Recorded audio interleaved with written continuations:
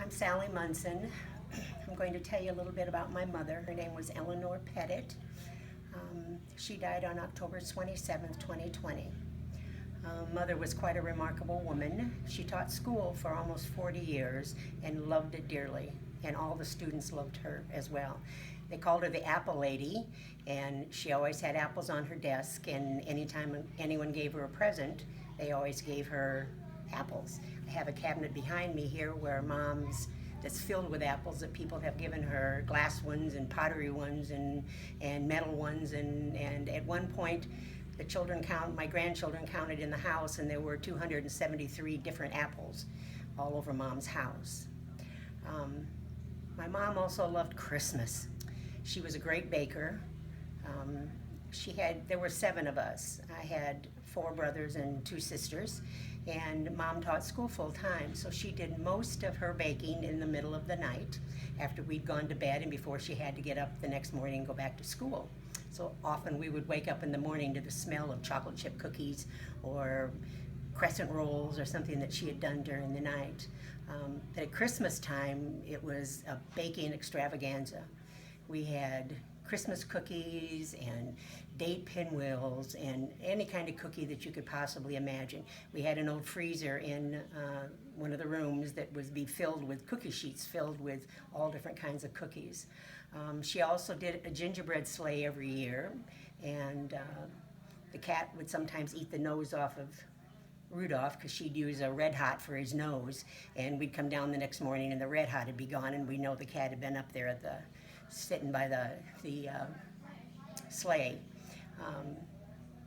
And she decorated the house. She would take the curtains down. She had Christmas curtains. She had Christmas tablecloths. She had Christmas blankets. She had Christmas pillows. She would cover all of the arches in the house with fresh greenery and bright ribbons. And she would put wrapping paper over pictures and turn them into presents on the wall. She loved Christmas. It was the day after Thanksgiving. We would all have to go up to the attic, which is on the 3rd floor, and bring all the boxes of Christmas things down to the 2nd floor. And after the kids, we were grown and we didn't live here anymore, she could separate things into different rooms.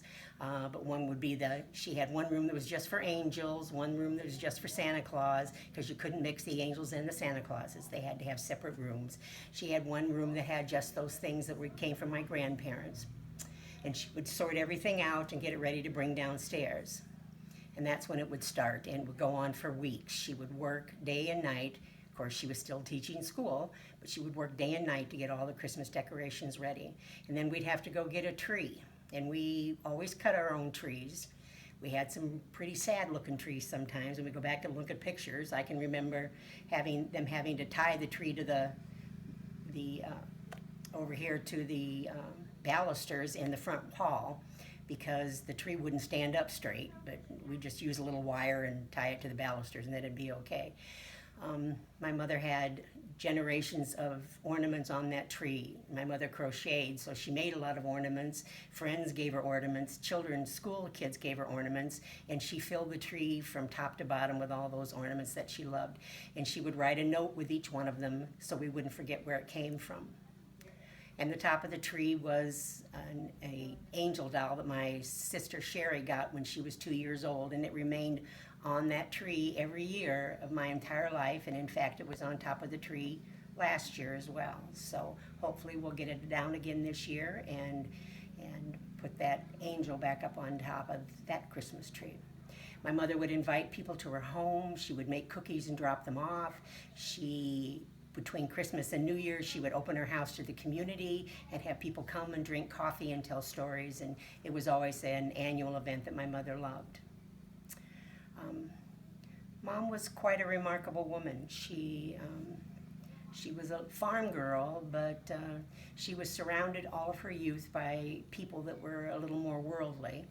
And so she, even though she was a Depression child, she never thought of the Depression as a bad time. That was when she got to go to Chicago and hang out with her aunts. She had an aunt who was the state librarian of Illinois, so she'd go to Springfield and spend time with her aunt down there, and she'd get to go to all kinds of interesting places and see all kinds of interesting things. She was raised here on this farm that my great-great-great-grandmother bought in 1843. There's 240 acres. And my mom lived almost her entire life on this farm.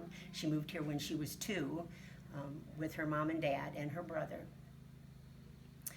She loved being on this farm. She loved the history of this farm. She loved the fact that her grandma, Charity Golden Marshall, came here on a wagon train with her 9 kids and broke sod and lived here and fed the Indians out her back door, and she loved to tell the stories.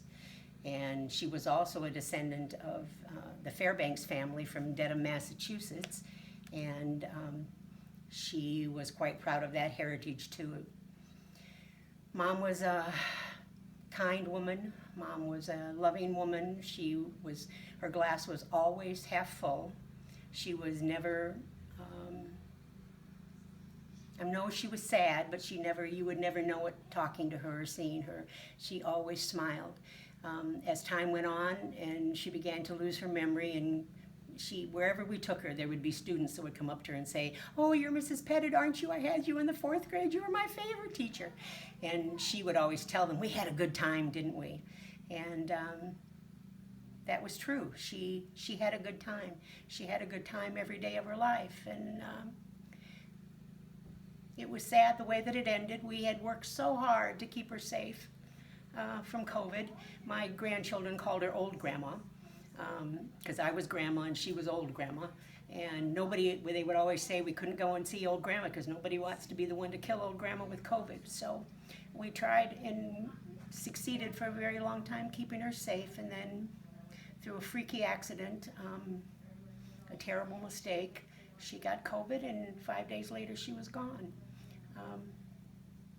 We were planning her 100th birthday. It was going to be on December 9th. She would have been 100 years old, and we were going to have a celebration. So I think because we couldn't have a funeral or a visitation, any of those things, I think we're going to have a 100th birthday party for this summer, and for her this summer. And I think she will, that her 14 grandchildren and 23 great-grandchildren and 11 great-great-grandchildren can all, hopefully, we'll all be able to get together this summer and celebrate the life of a woman that we all adored.